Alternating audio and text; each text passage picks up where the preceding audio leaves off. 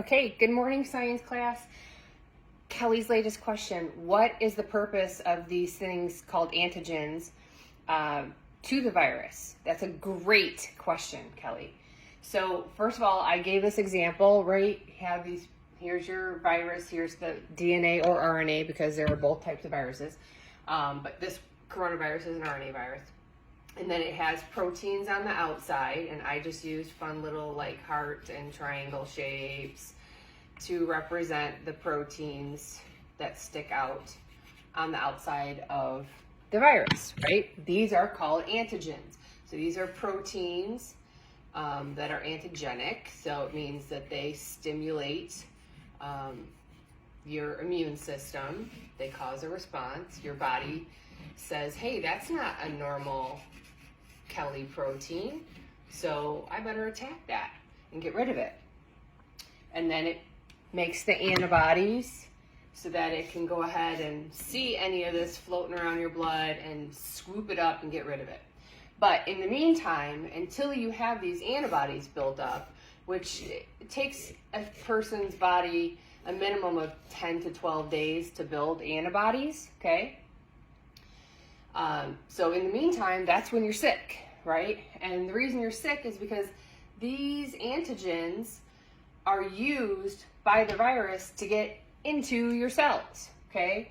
So, trying to see how I can do this. Okay, so here's a normal, healthy epithelial, or let's say a lung cell. Let's say a happy lung cell, Kelly's happy lung cell.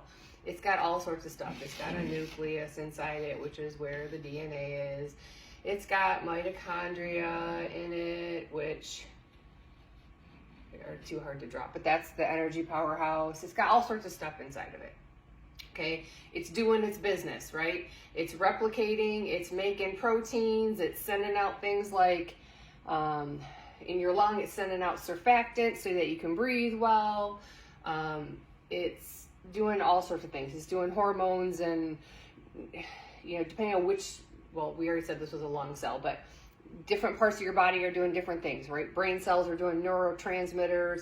Your pancreas is spitting out insulin, all sorts of different things. It's got going on its own, right? But then here comes this virus, right? It uses these proteins, which you've already heard the term spike protein. The spike protein, let's say it's this little triangle one, is literally to spike its way into the cell. It pops like a little hole so that it can suck the whole virus into your cell.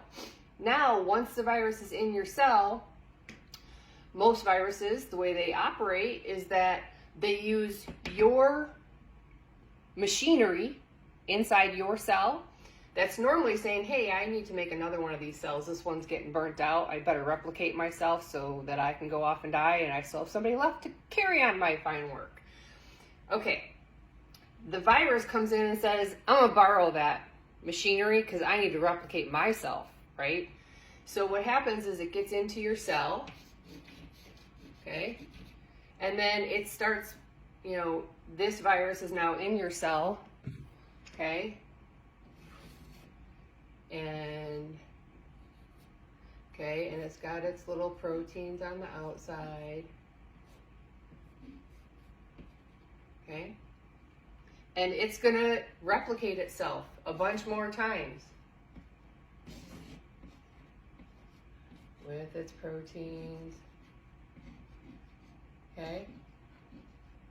And then these can go out of the cell and go infect some more cells, right?